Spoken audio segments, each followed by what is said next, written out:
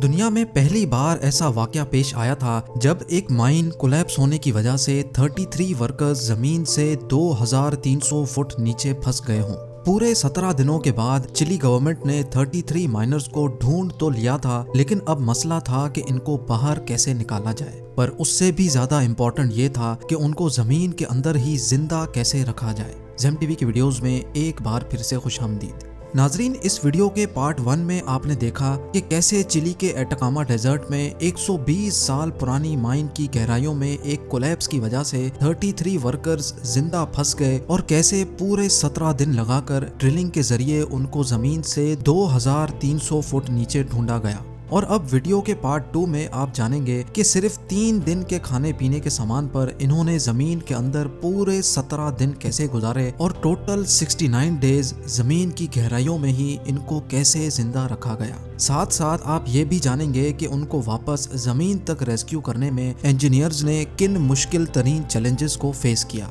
तो आइए आगे बढ़ते हैं। Challenge number 6। 17 दिनों की अनथक मेहनत के बाद आखिर अब जमीन के अंदर फंसे माइनर्स की लोकेशन का पता लगाया जा चुका था। अब बारी थी उस 6 इंच के पाइप में सीसीटीवी कैमरा और फोन लाइन डालने की। सारे लोग बेताबी से इस इंतजार में थे कि 17 दिनों से फंसे अपने प्यारों का चेहरा देख सकें। कैमरा में देखा गया कि 33 माइनर्स की हालत बहुत ही खराब थी। शदीद गर्मी और हब्स की वजह से उन्होंने अपनी शर्ट्स उतार रखी थी और कई माइनर्स भूख की वजह से बुरी तरह निढाल हो रहे थे। जब उनसे फोन लाइन पर बात की गई तो उनकी भी खुशी की कोई लिमिट नहीं थी। भूख और गर्मी के मारे जमीन की काली गहराइयों में भी उन्होंने चिली का नेशनल एंथम एक ही आवाज में गाया।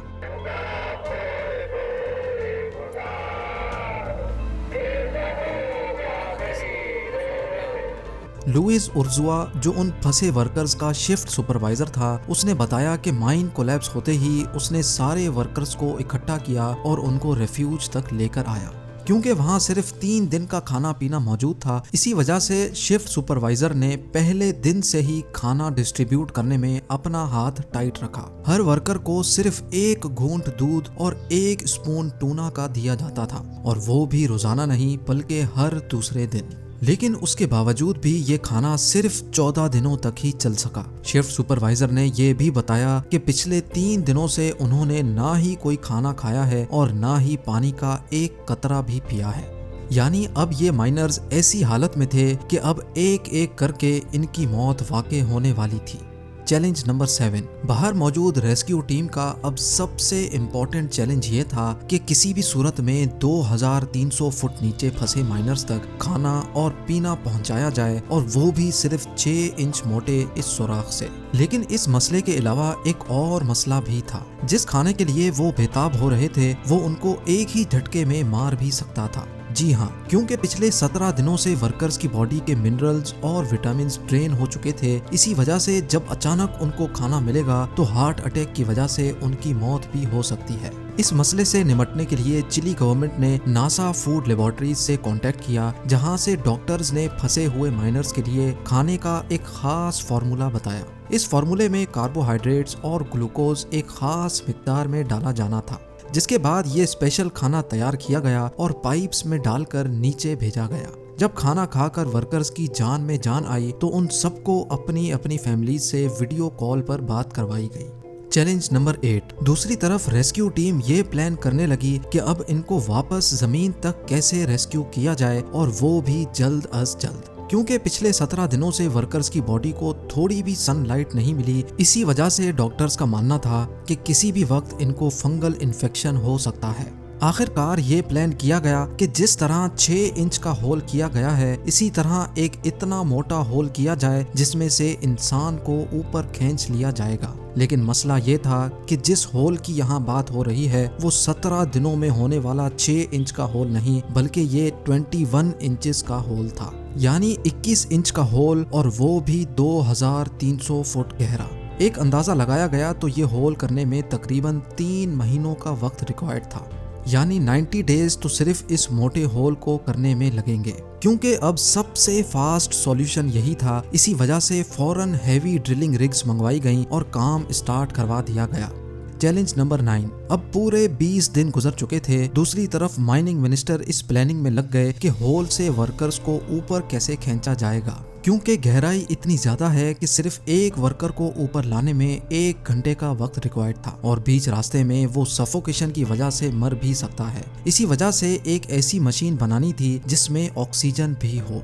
इस मशीन को बनाने के लिए चिली गवर्नमेंट ने एक बार फिर से नासा से राब्ता किया। नासा के स्पेस एक्सपर्ट्स ने एक सॉल्यूशन दिया कि एक कैप्सूल बनाई जाए जिसका डायामीटर होल के साइज जितना हो। इस कैप्सूल में ऑक्सीजन सिलेंडर्स भी लगाए जाएंगे ताकि बीच रास्ते में अगर कैप्सूल किसी वजह से रुक भी जाए तो उसमें मौजूद वर्कर को किसी किस्म का नुकसान ना हो।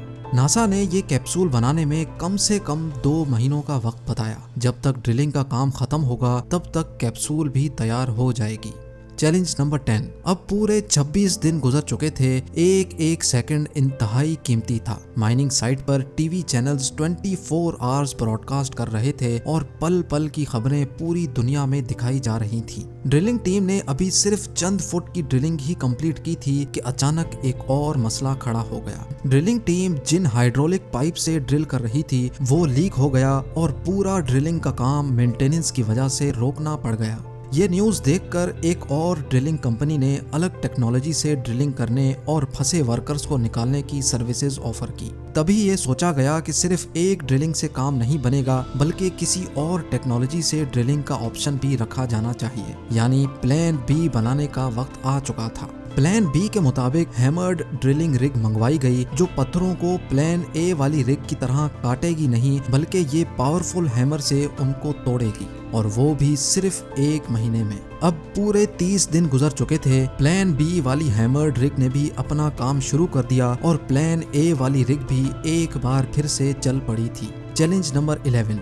जब तक ड्रिलिंग का काम मुकम्मल होता चिली गवर्नमेंट ने फंसे वर्कर्स को एंटरटेनमेंट के लिए आईपॉड्स भेजे ताकि मुसलसल दुनिया से कट जाने की वजह से ये लोग किसी जहनी बीमारी का शिकार ना हो पाए।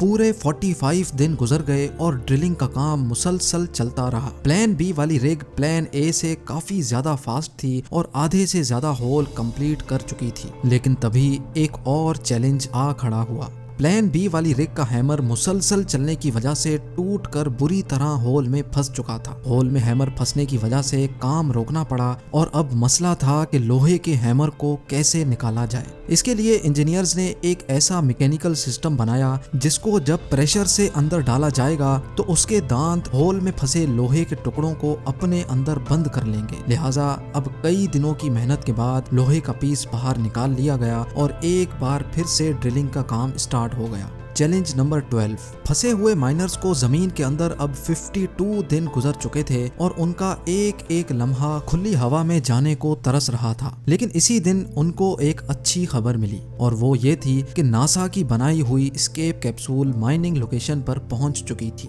अब सिर्फ इंतजार था कि जैसे ही ड्रिलिंग का काम खत्म हो तो उनको बाहर निकालने का अमल शुरू किया जाए। प्लान ए की ड्रिलिंग रिग तो बहुत ही पीछे थी लेकिन प्लान बी की हैमर्ड रिग से सबको काफी उम्मीदें थी। पूरे 65 दिन गुजर चुके थे और सुबह के 8 बजे प्लान बी की ड्रिल ने आखिरकार पूरा 2300 फुट का होल कंप्लीट कर दिया। ये खबर मिलते ही जमीन के ऊपर और जमीन के नीचे जश्न मनाया गया क्योंकि अब डूबती हुई उम्मीदें एक बार फिर से जाग चुकी थी और अब माइनर्स को बाहर निकालने की तैयारी शुरू हो गई। 69th डे पर सुबह 6 बजे पहला माइनर बाहर निकाल लिया गया और एक एक करके पूरे 33 माइनर्स को सेफली बाहर निकाल लिया गया।